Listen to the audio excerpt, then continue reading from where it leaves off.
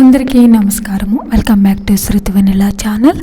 మనం చెప్పుకుంటున్నాము శ్రీలలిత సహస్రనామ స్తోత్రాల అర్థాలు 19వ భాగము. హృదయస్థ అంటే హృదయమునందు ఉండినది అని అర్థము. అంటే మనం ఎప్పుడైతే అమ్మవారిని పూజించటం మొదలు పెడతామో అమ్మవారు మన ఉన్నతమైన హృదయంలో కొలువై ఉంటారు అని అర్థము. రవి ప్రఖ్య అంటే సూర్యునితో సమానమైన కాంతితో వెలుగొందునది అని అర్థము. త్రికోణాంతర దీపిక అంటే 3 బిందువులతో ఏర్పడు త్రిభుజము యొక్క మధ్యన వెలుగుచున్నది అని అర్థము. దాక్షాయిని అంటే దక్షిణి కుమార్తె అని అర్థము.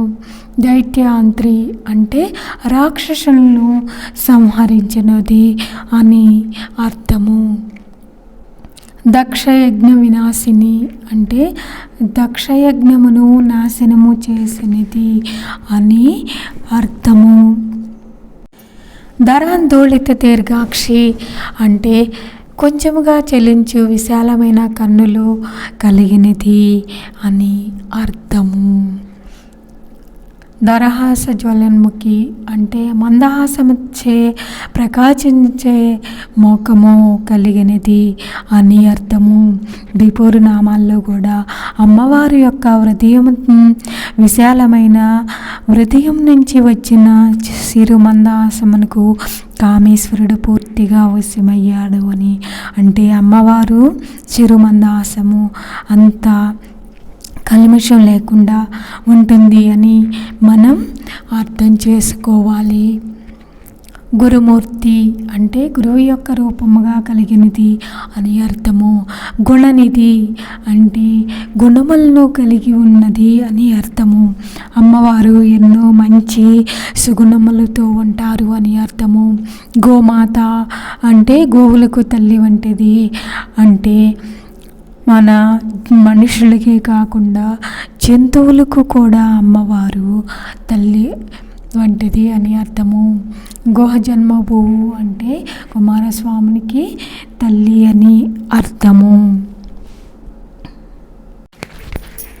దేవేసి అంటే దేవతలకు పాలకురాలు అని అర్థము. దండనీతిస్థ అంటే దండనీతి శాస్త్రములోని విషయములుగా ఉండినది అని అర్థము. దహరాకాశ రూపిణి అంటే హృదయంలో రూపముగా ఉండునిది అని అర్థము. ప్రతిపన్ముఖ్య రాకాంత తిథి మండల పూజిత అంటే పాడ్యమి నుండి పౌర్ణమి వరకు ఉండు తిథి వర్ణము చే పూజించబడినది అని అర్థము. కళాత్మిక అంటే కళల యొక్క రూపమైనది అని అర్థము. అంటే అమ్మవారుకి ఎన్నో కళలు వస్తాయి అని అర్థము. కళానాథ అంటే కళలకు అధినాథురాలు అని అర్థము. కావ్యాలాప వినోదిని అంటే కావ్యములో ఆలాపములో వినోదించినది అని అర్థము. అంటే ఏదైనా మనం ఊహించుకొని సంతోషిస్తాము కదా, అలాగే అమ్మవారిని కూడా ఊహించుకొని ఎంతో వినోదాన్ని పొందవచ్చు అని అర్థము. సచామర రమావాణి సవ్యదక్షిణ సేవిత అంటే ఎడమవైపున లక్ష్మీదేవి చేత కుడివైపున సరస్వతీదేవి చేత వింజామరలతో సేవించబడినది అని అర్థము. ఆదిశక్తి అంటే ప్రప్రథముగా ఉన్న శక్తి స్వరూపిణి. అంటే అందరికంటే ముందు అమ్మవారు ఉద్భవించారు అని మనం అర్థం చేసుకోవాలి. అమేయ అంటే కొలుచుటకు గణించుటకు కానీ అలివి కానిది. అంటే అమ్మవారిని ఇంతలో కొలిస్తే సరిపోతుంది, ఇలా కొలిస్తే సరిపోతుంది అని చెప్పటానికి వీలు లేదు అని అర్థము. ఆత్మ అంటే ఆత్మస్వరూపిణి అని అర్థము. పరమ అంటే సర్వోత్తమైన అది అని అర్థము. పావనాకృతి అంటే పవిత్రమైన స్వరూపము కలిగినది అమ్మవారు అని అర్థము. అనేక కోటి బ్రహ్మాండ జనని అంటే అనంతమైన బ్రహ్మాండములకు తల్లి అని అర్థము. అంటే ఈ విశ్వమంతటికు అమ్మవారే తల్లి అని అర్థము. దివ్య విగ్రహ అంటే వెలుగుచుండు రూపము కలిగినది అని అర్థము. ఫస్ట్లోనే మనం చెప్పుకున్నాము, అమ్మవారు వేల సూర్యులు ఉదయించేటప్పుడు ఎంత ఎర్రగా ఉంటారో అంత ఎర్రని కాంతులతో అమ్మవారు ఉంటారు అని అర్థము. క్లీంకారి అంటే అమ్మవారు బీజాక్షరములతో కూడి ఉంటారు అని, అమ్మవారి శక్తి బీజాక్షరాలతో ఉంటుంది అని అర్థం. కేవల అంటే ఒకే ఒక తత్వమును సూచించింది అని అర్థం. గుహ్య అంటే రహస్యమైనది అని అర్థం. అందుకే అమ్మవారి స్తోత్రాల నామాలను రహస్యము అని అన్నారు. అంటే మనకి తెలియని ఎన్నో రహస్యాలు అమ్మవారి స్తోత్రాల్లో ఉన్నాయి అని అర్థము. కైవల్య పదదాయిని అంటే మోక్ష స్థితిని ఇచ్చినది అని అర్థము. త్రిపుర అంటే 3 పురములను కలిగి ఉన్నది అని అర్థం. త్రిజగద్యంత్య అంటే 3 లోకములచే పూజించబడుతున్నది.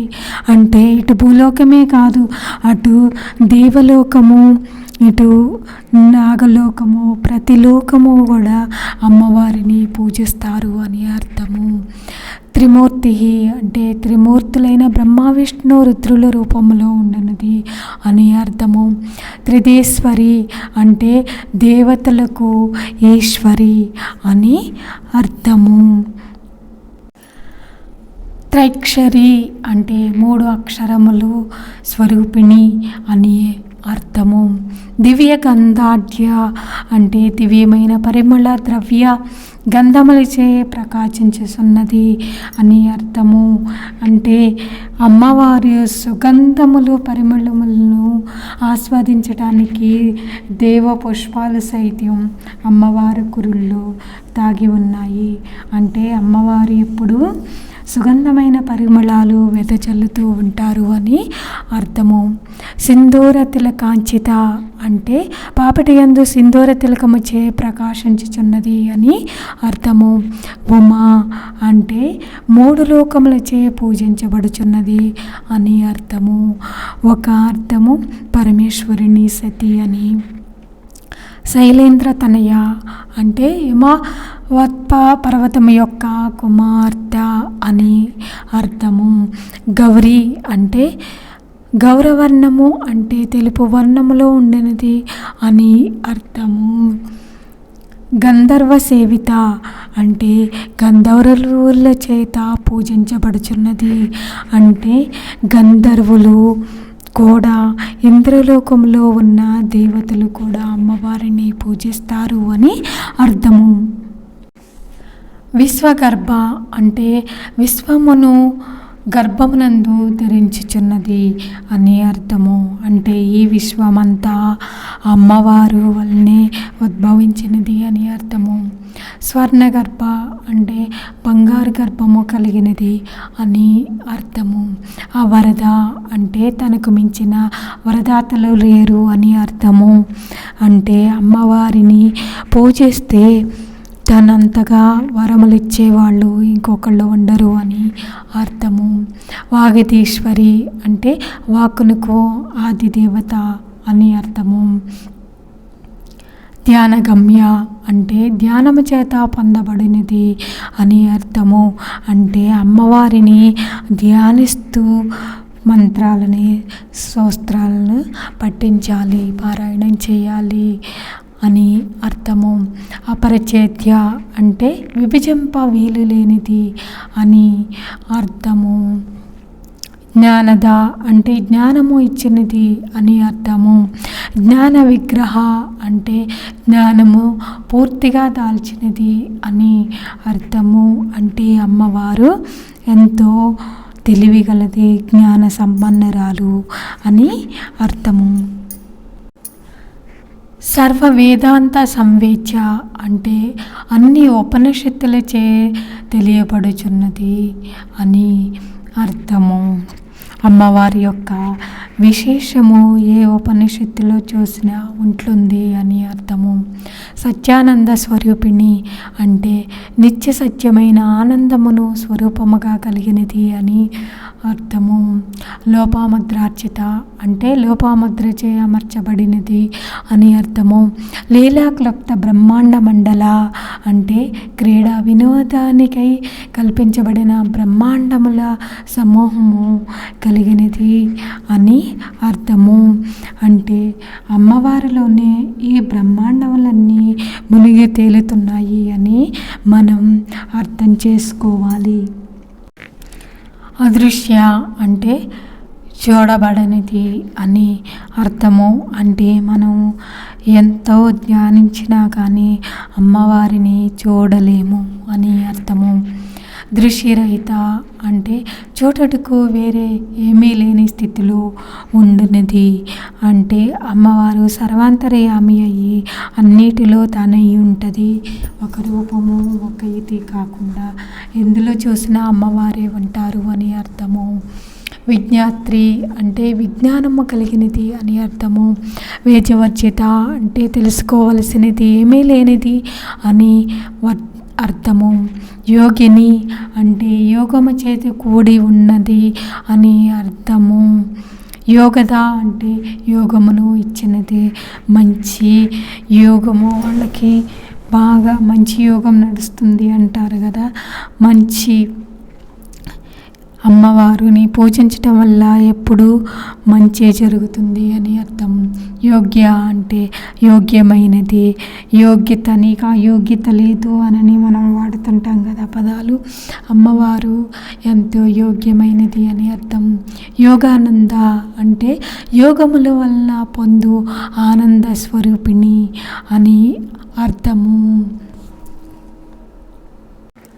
యుగంధర అంటే జంటను ధరించున్నది అని అర్థము.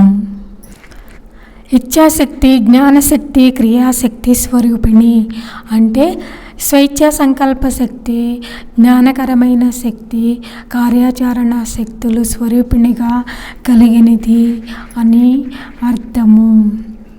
అమ్మవారిని పూజించటం వల్ల మనకి ఇంత శక్తి అంత శక్తి అని కాకుండా ఎంతో జ్ఞానంతో కూడిన శక్తి వస్తుంది అని అర్థము. సర్వాధార అంటే సమస్తమునకు ఆధారమైనది. ఈ విశ్వమంతటికి అమ్మవారే ఆధారం అని అర్థము. సుప్రతిష్ఠ అంటే చక్కగా స్థాపించుకున్నది అని అర్థము. అంటే అమ్మవారికి ఎంతో ఉన్నతమైన స్థానములో ఉన్నది అని అర్థము. సదసద్రూపధారిణి అంటే వ్యక్తమైనది గాను అవ్యక్తమైనది గాను రూపముగా ధరించుచున్నది అని అర్థము. అంటే కనిపించే వాటిల్లోనూ కనిపించిన వాటిల్లోనూ కూడా అమ్మవారే ఇమిడి ఉన్నది అని మనం అర్థం చేసుకోవాలి. అష్టమూర్తి అంటే 8 రూపములు కలిగినది అని అర్థము. అజ అంటే పుట్టుకే లేనిది. అమ్మవారు ఉద్భవించారు కానీ పుట్టలేదు అని అర్థం. జయత్రి అంటే సర్వమును జయించినది అని అర్థము. ఈ లోకములో అన్నిటినీ అమ్మవారు జయించారు అని అర్థము. లోక యాత్ర విదాయిని అంటే లోకములను నియమించుచున్నది అని అర్థము.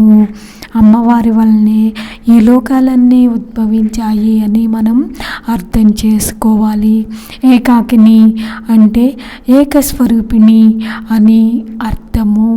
అంటే అమ్మవారు మించిన దేవత ఇంకొకళ్ళు ఎవరూ లేరు. అమ్మవారు ఒక్కతే ఈ జగత్తందరికి ఆధారము అని అర్థము. భూమరూప అంటే భూదేవి రూపము ధరించుచున్నది అని అర్థము. నిర్ద్వైత అంటే అద్వైతము కలిగినది అని అర్థము. ద్వైతవర్జిత అంటే ద్వైత్వభావము లేనిది అని అర్థము. అంటే అమ్మవారు ఎలాంటి వికారములకు లేకుండా ఎప్పుడూ ఒకేలా ఉంటారు అని అర్థము.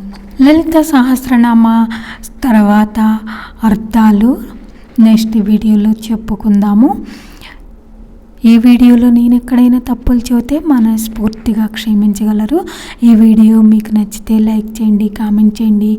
Please subscribe my channel. Thank you for watching. మీ అందరిపై ఆ అమ్మవారు అనుగ్రహం కలగాలని మనస్ఫూర్తిగా కోరుకుంటున్నాను.